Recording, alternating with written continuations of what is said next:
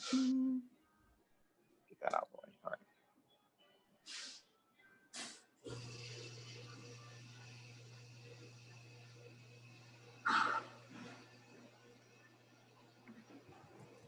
Okay, hello. Hello, NextOppSocial family. Welcome to another live discussion here on the NextOppSocial YouTube page. As your ongoing host, we welcome you today. I'm Richelle Wright Wilson and joined with Juwan Buford. Hola. We're excited today to dive into a topic that Juwan and I talk about often, and to be honest, is a big part of what we're trying to accomplish here by having guests on the show, and that is storytelling, right? So specifically storytelling in business and the importance of telling great stories about your business. So before we dive into the thick of that, first things first, if you haven't subscribed to our page, make sure you do that. Please connect with us on Facebook. We like to continue the discussion there, or via email, however you want. We'd love to hear from you. But let's also just clarify what storytelling is in the context of today. So, as humans or members of society, we tell stories. It's a vital part of our daily communication. And while storytelling is rooted in the value of entertainment, it goes beyond that when it comes to business. So, when implemented effectively, storytelling should improve. It can improve your business, especially in areas like supplementing a strong marketing strategy, increasing profits through sales, customer loyalty, and so on. So, Juwan, tell us, why is it not enough to just have a great product or a great service that solves a problem? Well, I mean, here's the thing, right? It has to do with human evolution. And the bottom line is our cerebrum is much older than our cerebellum. And our cerebrum is where we make decisions about the things that we like, know, and trust, and the people whom we like, know, and trust. And when you're storytelling, that is the part of the brain that you're actually appealing to. We've all heard it said time and time again, right? People don't care how much you know until they know how much you care, right? What does that really mean? What it really means is until people trust you, until they like you, until they feel like they know you, you can be offering the best product service on the face of the earth, and they will just completely and utterly disregard it, right?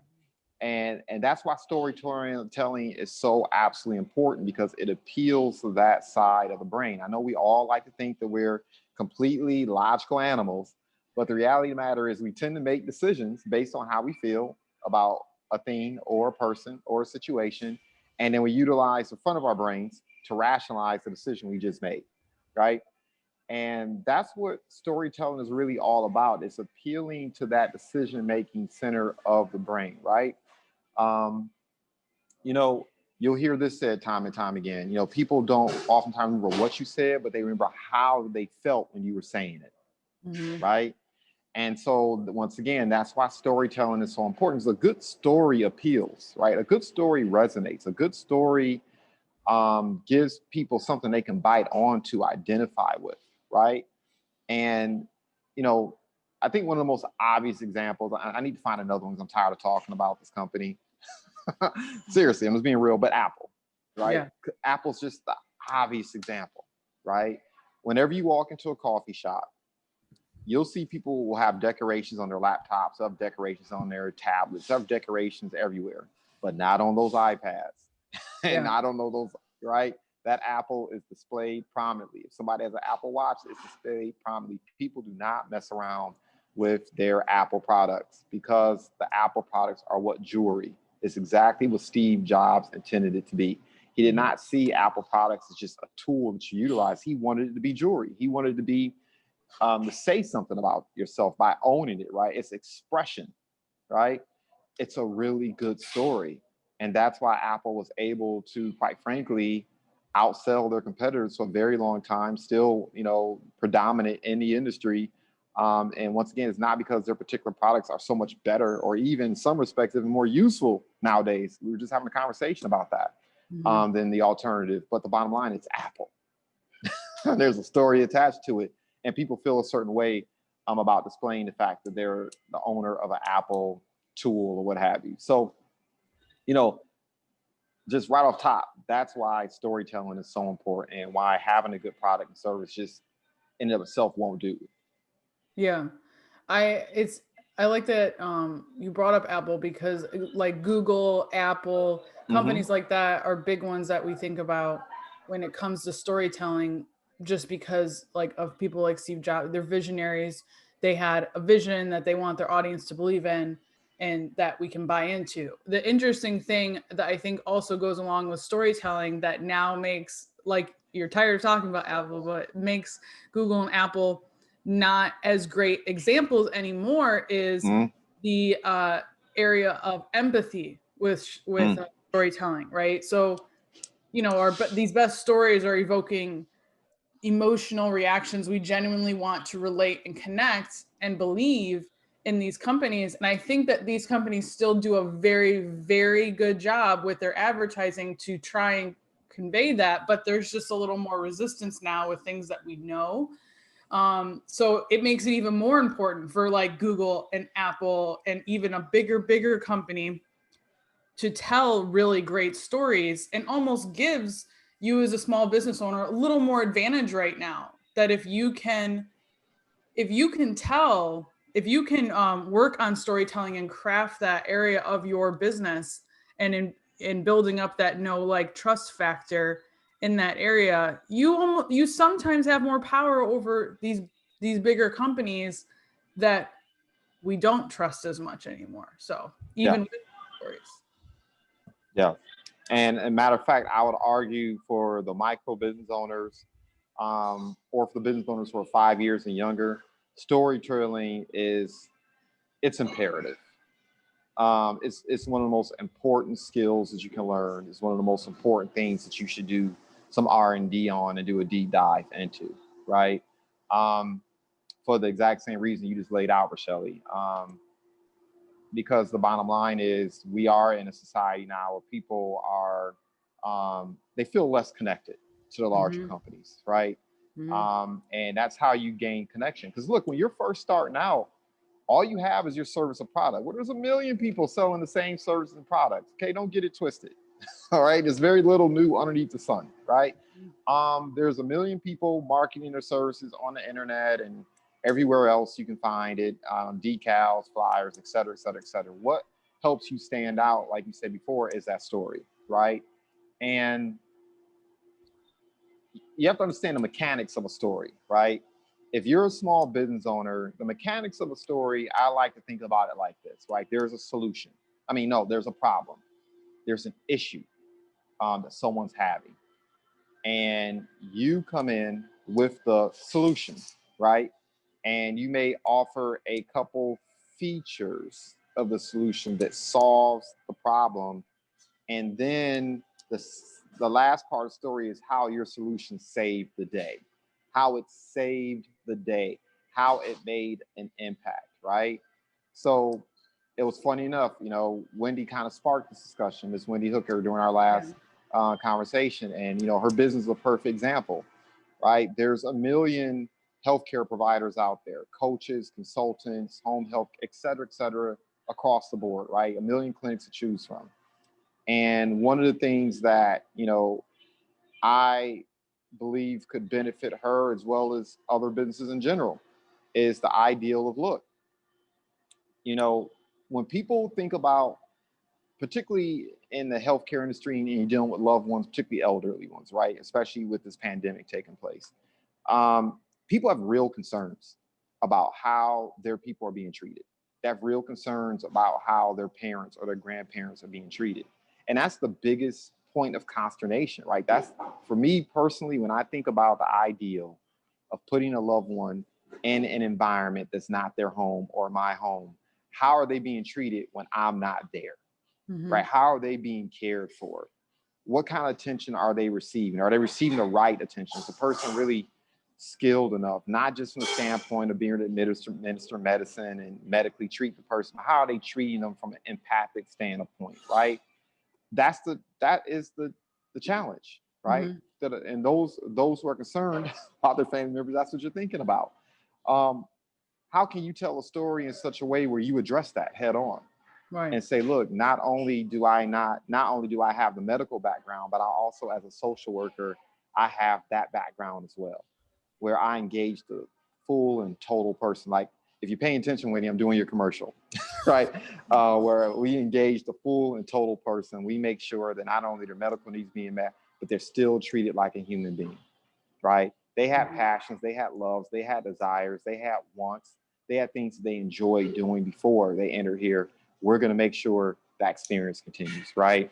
And because of our background of being in business for 20 plus years, and because we have the social work background, which means we can engage the person psychologically and emotionally as well. And these are some of the programs and tools that we do to do that. You can rest assured that your family member, your loved one, is going to be in fantastic care. So you can rest easy knowing they're in good care. They're in good hands, all state, right? They're in good hands with us, you know? Yeah.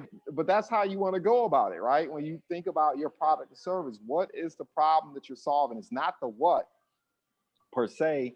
It's kind of like the how and the reason for being.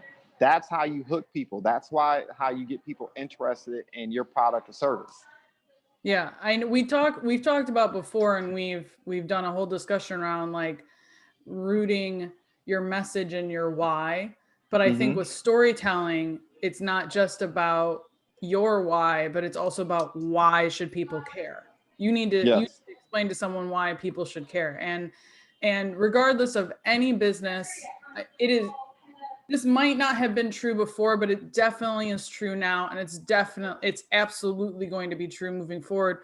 Any business and brand has to be humanized. Oh, it has to be. And that is the only way for us to really trust that brand. So, especially in the case of storytelling and what you're talking about with like healthcare, to put someone at ease, to put someone in a position where you're not just humanizing the brand, but also in a way that resonates, is that it needs to be relatable, right? We need to be able to see maybe aspects of ourselves in those stories, right? And with that, that's what makes your business memorable. That's what makes your business stand out from the competitor. So, why, not just your why of why you got into business and whatnot. I think that's always really important to tell, but why is it important that people should care about your why?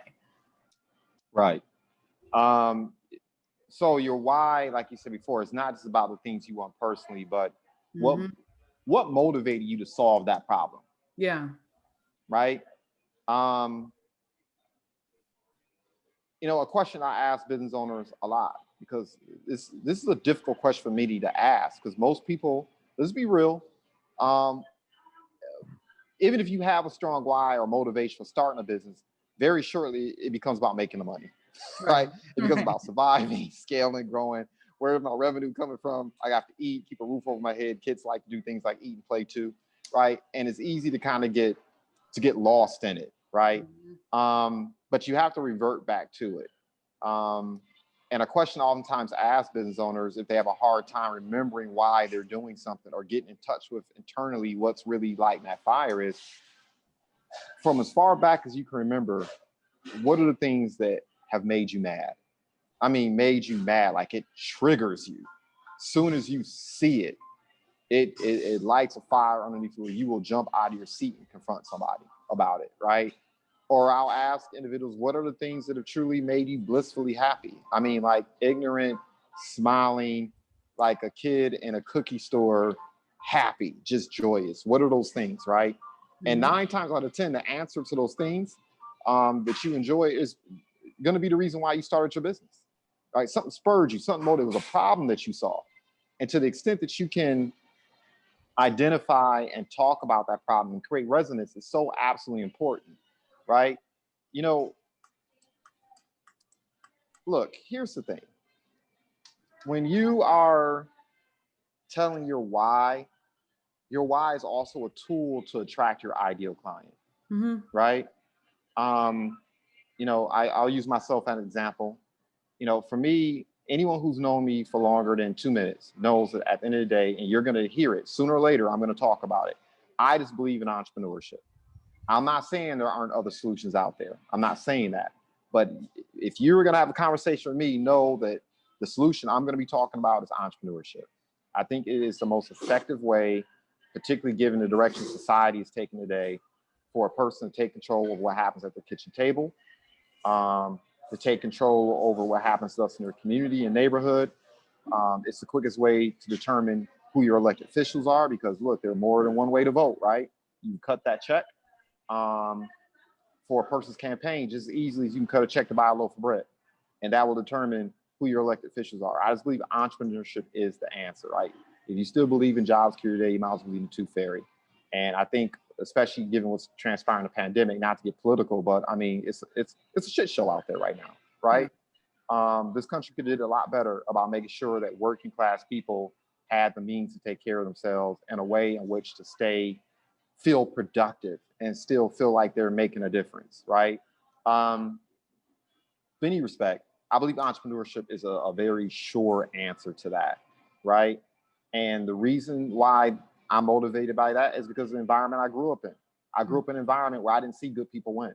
I saw hardworking people go to work every single day as a child and catch L's, lose their homes, lose their cars, families being torn apart. I'm not talking about divorces, but literally children having to move from one household to the other and be in situations where they don't even know their parents growing up, right? I saw that. And I said to myself, you know, as I'm looking at these burned down houses and I'm looking at these dilapidated areas, the space that I lived in, I remember when I would travel to other parts of the city outside of Detroit into the burbs. And even as a child, I remember looking up and down the street and seeing all these small business owners. And that made an impact, right? It just seared into my mindset that sooner or later, I wanted to become a person of means. And I wanted to start up something where I can employ people, good, hardworking people, and give them a chance to win, right? And that's woven in through to everything that I do, right? Mm-hmm. Well, what is that for you? If you own a salon, what is that story? If you own a graphic design company, what is that story? If you own a home healthcare, what is that story? If you own a cakes and bake company, what's that story? What's the story behind it? You want to create that resonance, right? Mm-hmm. Same way about how people feel about Miss Fields cookies when they're eating them, right? The same way for some of us, right? Nike has been kind of cutting edge with this, right? They've taken some real risk. Yeah. But when you see that Nike symbol, it resonates with you a certain way, mm-hmm. right? Some of these commercials they put out recently, and they've done that on purpose, yeah. right? What is the story that you're telling the world about you, and what is it you do to attract people who will be attracted to that story, and so they'll remember you, right? Mm-hmm. Whether, you know, it's not just about jingles, it's not just about symbols, and all those things are important, but what is the story behind it, right? You know, something that I think about too is going back to this credibility piece, right? Because how can as a small business owner, can you employ this practically? You know, one of the questions I ask small business owners all the time is, where's your receipts? Mm-hmm. I need to see your receipts. You know, look at me like, what do you mean your receipts? Where are the people, whether it be on LinkedIn or on your website or online, who are speaking to how you save the day, right? When I go to your Instagram, or I said when I go, I'm tired. When I visit your, the Bonics for real. When I visit your Facebook or your Instagram or your LinkedIn, are there other people aside from you singing the praises of your business?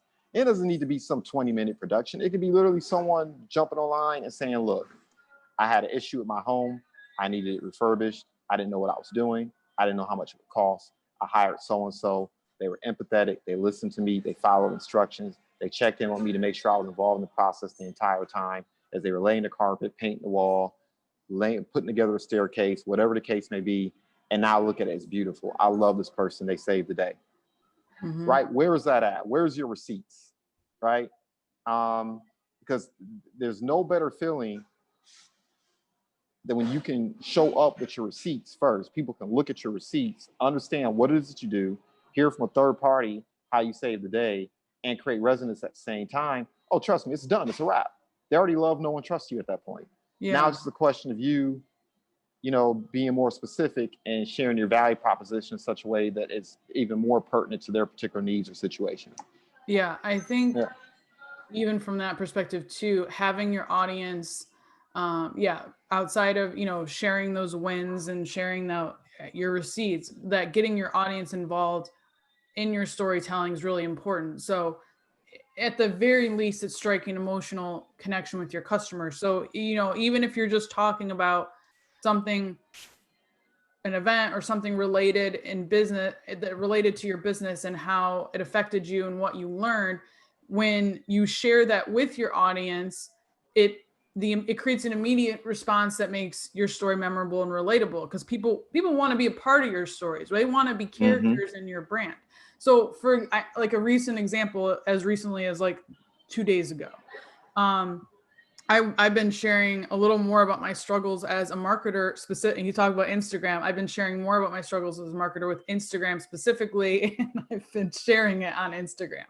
But all the changes that are happening with that platform, and specifically it being a viable resource for small business owners, because I'm not going to just sit here and complain about Instagram for the sake of complaining about it. But especially for a lot of my clients a lot of them are companies of one or very, very small business, right?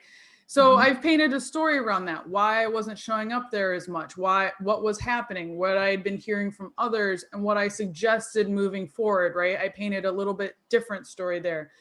But from there, I also specifically invited the opportunity for others to share their experiences and thoughts around it as well. And they absolutely did. I received tons of messages and comments of people saying that this alone, just me bringing it up, resonated with them. And through something very simple like that, of getting my audience involved, I was able to build up a trust with an audience that now goes, I like the way Charlie thinks, she's on my level. And even from that respect, anyone going to my page, seeing that post, seeing those comments, are going to be like, well, these are receipts too, because she understands my struggles too. I love it. I mean, that's like you said before, those are your receipts, right? People can literally go online and they can literally see how you interact, how you engage, and how you're helping solve other people's problems. That's phenomenal. I mean, that's a training in and of itself. So, the other reason why storytelling is important too is credibility, right? People are looking for consistency, right? Because right now you have a moment where the shiny object syndrome is out of control right now. Oh, yeah. I mean, I'm hearing about so many different products, services, I will say models, right? Not, I tell people all the time, just because you don't understand it doesn't mean it's a scam, okay? Right. It's probably a business model or something you just don't understand, you don't get, right? And that's okay too. That happens too. It's called innovation. But in any respect, but nevertheless, you have people, my favorite, I think we were laughing about this months ago, when you had everyone coming up with these magic juice elixirs to solve COVID. for COVID. Yeah. Oh, yeah. They were rampant. They were. Oh my goodness. Now, of course, I saw like someone selling masks, like Spider-Man masks, Batman masks, all kinds of crazy mask things going on. And look, I don't knock a person's hustle. It is what it is. But at some point, you have to stop chasing the trending stuff. Like, people need to know what bag you're coming out of 2, 3, 4, 5 years from now. Some of the stuff needs to correlate, right? If you are in the tax and accounting industry or in the financial services industry, I'm not telling you to stay in that industry, because I believe in entrepreneurship. You should explore options, whatever you're passionate about, however you want to serve. But at the same time, if every 2 to 3 years you're doing financial services 2, 3 years, and then next you're selling t-shirts and gym shoes 1 year, and then the next year you're restauranting the following year, and then a couple years later you're selling websites online. Look, that's a convoluted story. Yeah. Right? One of the telltale questions as to whether or not your story is really effective is the story that I'll hear when people will call me up sometimes. I said story out here, but anyway, the story that I share when people call me up, and they'll ask me, are you still doing that? Are you Yeah. still doing this? And depending on your response is gonna say a lot about you, right? If Mm-hmm. people are calling you up that you haven't heard from 4 to 5 years now, and they're saying, "Are you still doing that?" Being able to say yes means something. Yeah, You absolutely. know, your audience is watching you. They're looking to see if you're consistent. People intuitively know that if you've been at something for 2, 3, 4, 5 years, you develop a certain expertise, a certain knowledge, you have a certain prowess that you develop over the course of time, which means you become more trusted. You become the go-to person, if you will, within your community or ecosystem as it relates to that particular service or product. Be aware of that, right? And even if you do pivot and switch gears, right? Have to move a different direction. Make sure that it's correlate with your core beliefs, your core story, your core brand. Make sure there's correlation there, right? Mm-hmm. That's part of the story as well. That's how you build trust, right? Mm-hmm. People knowing what bag you're coming out of and knowing that at the end of the day, okay, this person stands for this. This person's about this. This is what they're passionate about. This is what they're good at. I feel comfortable doing business with them. And more importantly than that is not only do I do business with them, but I'm comfortable referring people, Yeah. right? That's how you create brand ambassadors. Mm-hmm. When people trust that you're going to be consistent at what it is that you do in terms of the level of service you provide, your reason why, and the consistency in products and services that you're offering. Yeah. The consistency with your brand is so important because it allows you to just be consistent with telling your story as often as possible, right? Mm-hmm. It allows you to maintain that same voicing and messaging, and yeah, just being alone, just being able to be like, yes, this is what I do. Mm-hmm. That storytelling takes practice, and you're not going to get good at rooting yourself and answering these questions if you keep shifting away and you keep finding shiny object syndrome. So you need to know your story inside and out, or parts of your story inside and out, before you're presenting it to people. It's going to sound more natural and authentic that way, but none of that's going to form if you don't give it time to practice with it. So yeah, there's always going to be something new, exciting, and whatever to jump into that you think might tell a better story than what you've already been doing, but that's not necessarily the truth, right? So yeah, You know, I think right now I want to also touch on, like, with that, is that with storytelling, with rooting in your why, with telling these things, you need to be authentic, but your story doesn't need to be this elaborate, over the top tale, right? mm-mm. You don't need an earth shattering history, and you shouldn't try and create one if you don't have that, right? A genuine narrative is more likely to connect with your customers than just trying to create something elaborate, right? Transparency celebrates your uniqueness and acknowledges the humanization of your brand, right? It's you can still recognize that things are not always easy, and that you have a story just by your own challenges and failures and successes, right? That's we don't need Having great impactful stories is great, but we don't always need these big stories to establish an emotional connection Mm-hmm. and find the characteristics that we're looking for in a brand. I mean, you alluded to it earlier. I mean, sometimes it doesn't even have to be your story. Right. Telling other people's stories, Mm-hmm. right? Talking about other people's experiences and creating resonance that way. Because the bottom line is, more often than not, there are going to be a lot of people out there who don't necessarily readily identify with you, the person, Yeah. right? For whatever reason, background, whatever, right? But if you have enough success stories in the toolbox, if you have enough individuals who you can point to where you've made an impact, or you can point to in terms of individuals who've had to overcome a particular situation, you have a diversity that way, right? I mean, to be transparent, the story doesn't have to be about you at all. If you Yeah. have enough of those stories to pull from, right? And just make sure they're prominent. So you're right. It doesn't have to be about you. You don't have to be the central figure, right, in the narrative. Um, Only to the extent to which your involvement solves the problem, right? In terms of how you save the day. So yeah, that's absolutely imperative.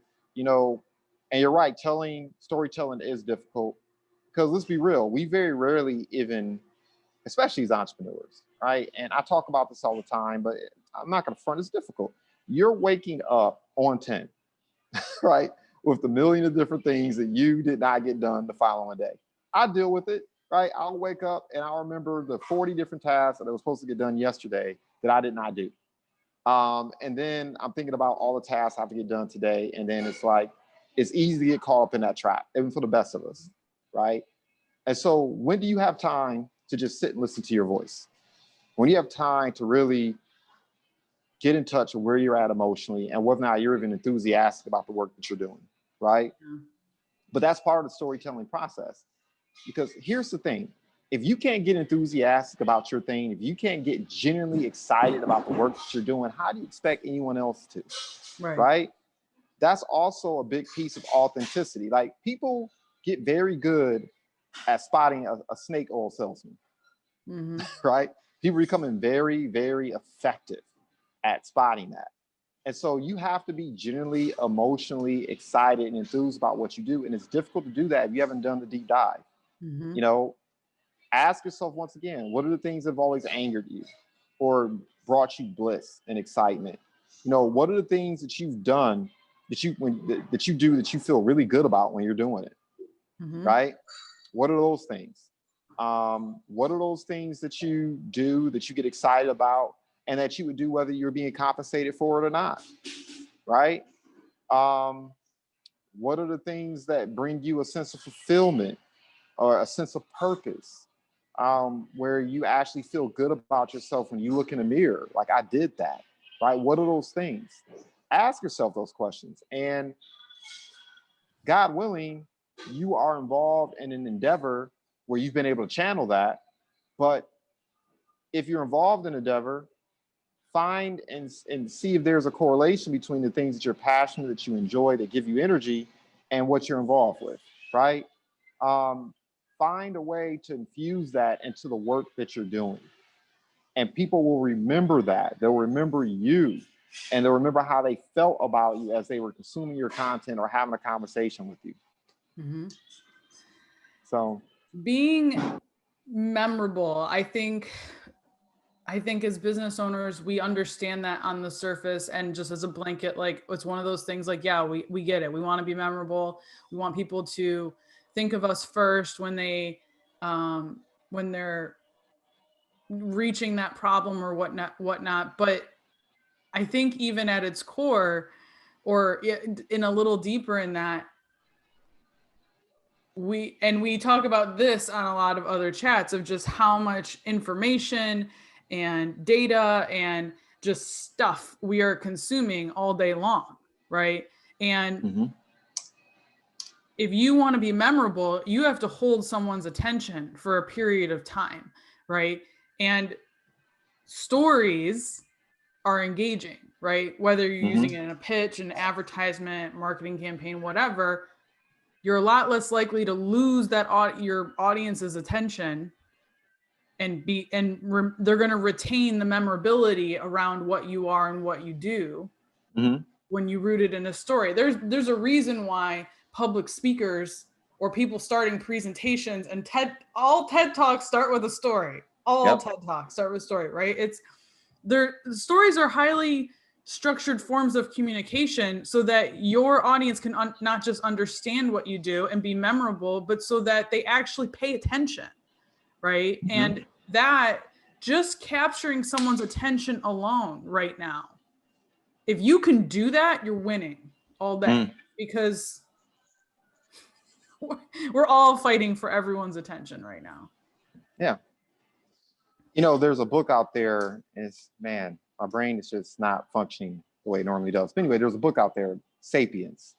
I don't know why the author escapes me, but I love the first 1/3 of that book when he talks about human evolution and how societies developed. and how important how storytelling played a role in how humans evolved and started to create societies, right? I think about Tim Ferriss's book, Tools of Titans, where he talks quite a bit about your 1,000 fans, right? And I think I switched it up and said 3,000 fans. But the way you create 3,000 fans or ambassadors of people who are checking for your stories, stories create community, stories create connection, stories create identity, right? But the other thing that's interesting to me too about stories is the stories don't even necessarily have to be about your product, right? So I'm thinking about that Dwayne Wade commercial. And to be transparent with you, as I was thinking about sharing this, I was trying to remember what product it was. Was it Budweiser? I don't even know. It was a beer commercial, wasn't it? It wasn't athletics or apparel. It was I think that was a Budweiser commercial. But I remember that Dwayne Wade commercial, right? Where they talk about him retiring and him sharing his jersey. And you had family members and players and other people who talked about the impact that he made in their lives, right? How they humanized Dwayne Wade. And I remember looking at the commercial over and over again and thinking to myself, man, this is going to be a winner, right? It's tugging at the heartstrings in such a major way. I think it was done by VaynerMedia, Gary Vaynerchuk. Powerful, right? Thinking about that Gillette commercial that came out, I think almost a year ago, right? Where you had the young man taking care of his father. And you see the evolution, right? Where it starts out years ago where the father's taking care of the young man. And then over the course of time, the young man, it switches, right? Where the young man is starting to take care of the father because the father can no longer care for himself. And it's showing the young man shaving with the father and they're sharing that moment. Who can't identify with that? Yeah. You know what I'm saying? Yeah. And you only knew it was a Gillette commercial until the very end when they pull out the razor and they show the shaving. But until then, it was just a heartfelt story, right? That everyone can identify with. So it doesn't even necessarily have to be all about your product or service, but what story can you tell that just resonates, that people will be attracted to, you know? I think this is so important because there are so many commercials that I see that I'm like, what is this for? And then it gets to the end and I'm like, how? How does this connect? And the point is that it doesn't, I think as a small business owner, you need to have that. You need to have a correlation and connection to some extent to that. But when you're watching these commercials with bigger brands and businesses, if they're finding a connection between this story and what is about their business and brand, that just goes to show you how deep you can get into storytelling.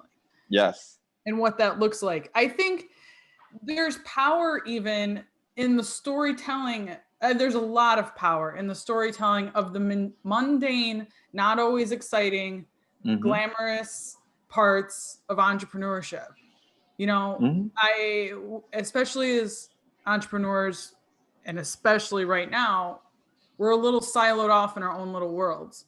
And even though we need our communities to help bring us up and build our businesses, so much of our work is just us. It's just ourselves by ourselves day in and day out, right? And telling these stories especially if you're a B2B business, right?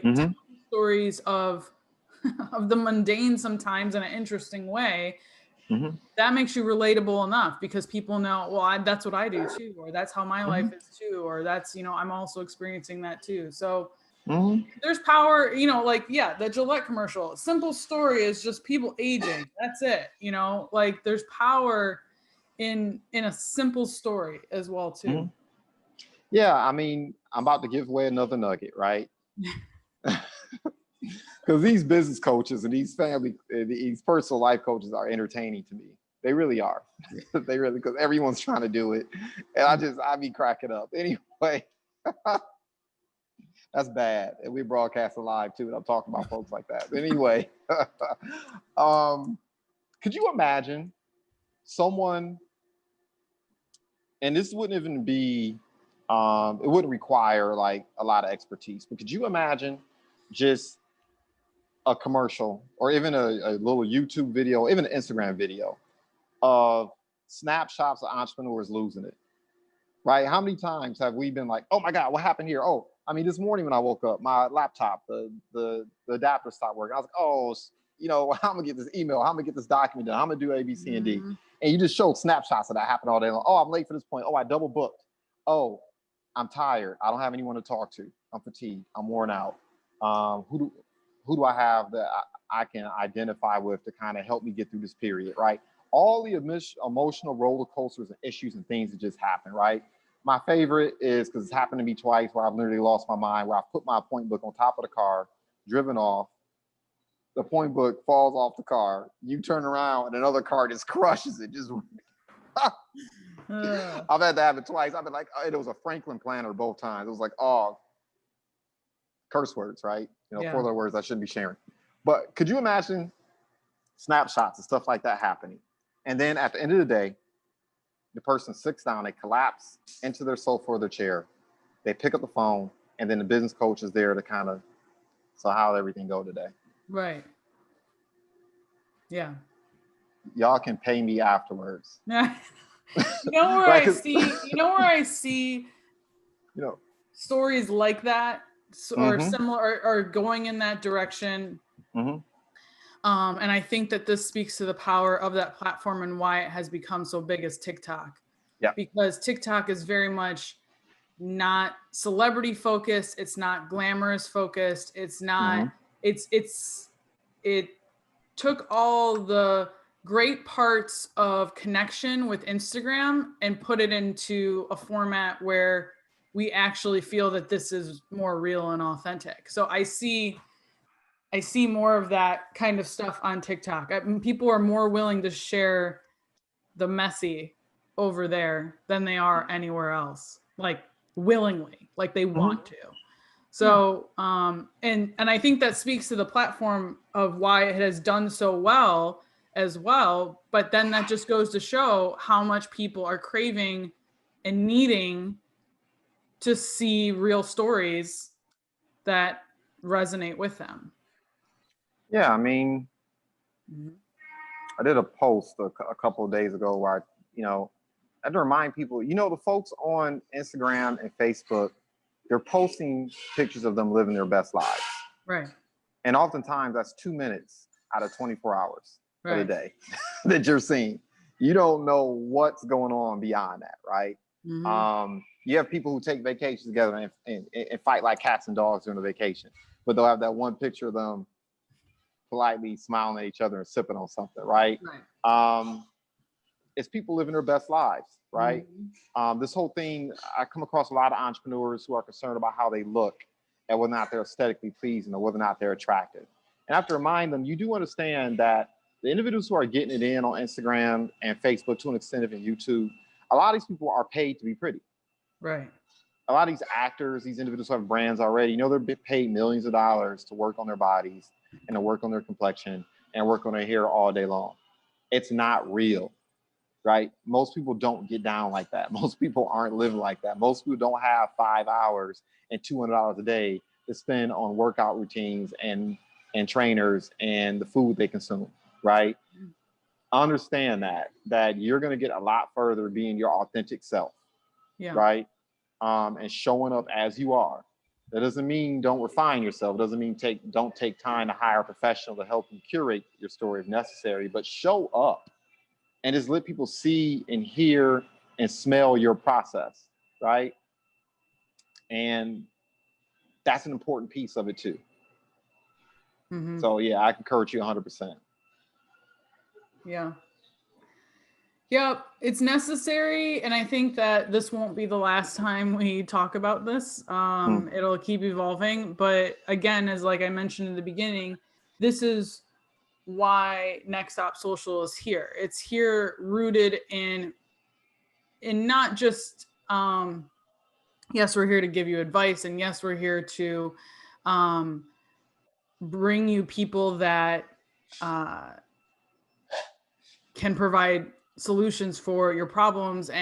But if you pay attention to the flow and format of these discussions, especially when we have someone on here, there's a story. It's important that we capture their story. It's important that they tell their story. It's important that you walk away feeling like this is absolutely the person, if I'm in that position, that I would need, right? And that's also a big reason why these are an hour long, because it can take to get to the root of some of those stories, especially if we're trying to build that know, like, and trust factor with people quickly. You got to get into it. You got to get into the thick of it, and you got to get comfortable with that. So if you're not someone who is telling your story right now, then you need to start doing that today. And you need to start practicing that today. And the way that you tell that story today is going to keep evolving and get better. If you feel like I don't get discouraged by telling your story and hearing crickets, because remember that we are consuming a lot of information. People are reading, people are seeing what you're doing. They might not always be reacting or engaging with it, but it's sitting there. And if you keep showing up and you keep doing this consistently, people will show up for you, because the more you drop in those nuggets of storytelling, it resonates more and more and more. They just feel like you're a part of them. Yeah, I think that's a great way to end it. You're absolutely right. No need to be redundant there. Once again, just, how we began is the way we end it, right? People do not remember what you said, they remember how they felt. Yep. And to the extent that you can imbibe that feeling in people, you're going to win all day long. They're going to remember you when that need pops up. They're going to remember you first because of that story. Yeah. Yeah. All right, next up, fam, please comment below if you have questions about this. Tell us your story. We're happy to hear it. Practice here in the comments. We're happy to listen, and we'd love to hear about it. Make sure to subscribe to our channel if you are in the Metro Detroit area and you feel that this is a platform that you'd love to tell your story on. Please reach out to us as well. We'd love to chat with you. So until next time, we'll see you later.